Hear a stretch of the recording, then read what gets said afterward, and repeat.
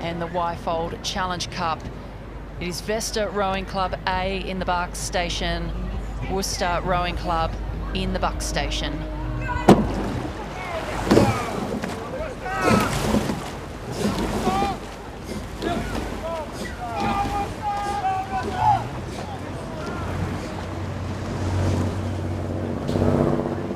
Worcester looking just to have a little bit of fishtailing as they come off the line, but now in their lane.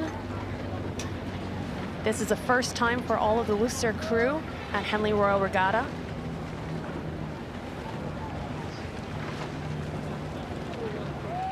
And they almost didn't make it to the start line with their shell, actually, I've heard, being smashed by a lorry after qualifiers.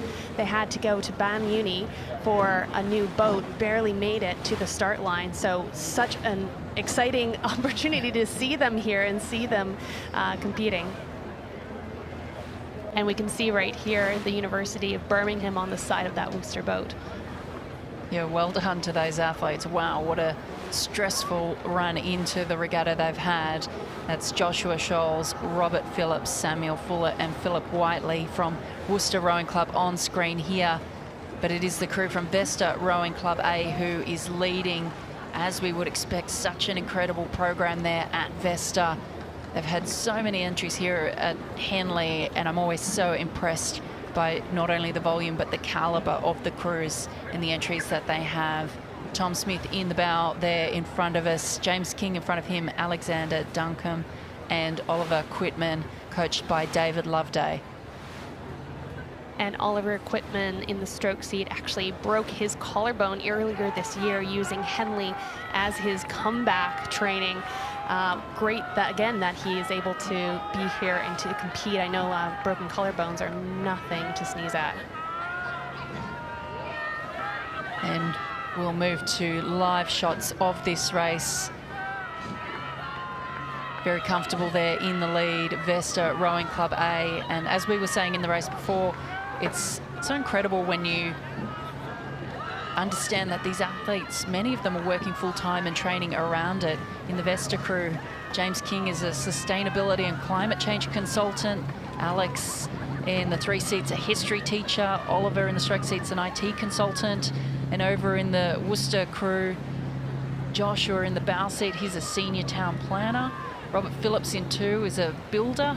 And Sam Fuller in 3, he's an IT technician. So all of these athletes working full-time, and many of them will have partners and potentially families, and then fitting their rowing training in order to compete throughout the season and then turn up at the biggest event on the international rowing calendar, which is in Henley Royal Regatta.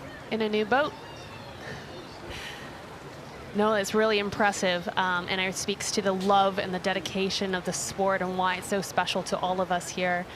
You can see there's a shot previously of a little bit of the flags waving. So in these slight headwind conditions, the athletes will be rowing it slightly different than they would in a tailwind. I wondered if you could take us through how you would row a headwind.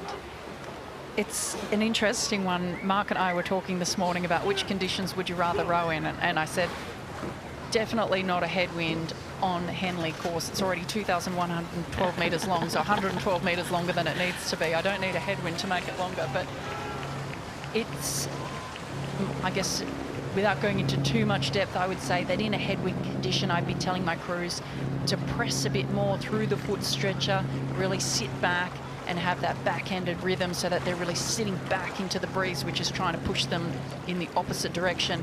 Whereas in a tailwind, you're tending to want to sit up nice and tall, really chip the boat along, and making sure that you're not sitting too far back down into the water, especially if it's fast conditions. You don't want to get those blades stuck in the water, which can be a risk if the water gets really quick. So these athletes have a relatively strong headwind condition to contend with down in the first half of the course. It's looking a little bit flatter up here, still a headwind here at the finish line as well, but perhaps not as strong as what they're having earlier in the course. So we can see that this crew here leading from Vesta really sitting back, taking their time now. Their rate's right down, but they've got a nice back-ended rhythm in the fall. And you can imagine that this crew, although they're in control, not under too much pressure, that they'll still be practicing their race calls, practicing perhaps even a little bit of a lift here. We'll find out if they decide to do that as they come through, so that they're sharp and thinking about what they will be thinking about in the next race. Very composed row here from Vesta Rowing Club A, just coming across the line narrowly over Worcester Rowing Club, who've had a very dramatic run into this event, but well done for making it here and racing so well in the Wyfold.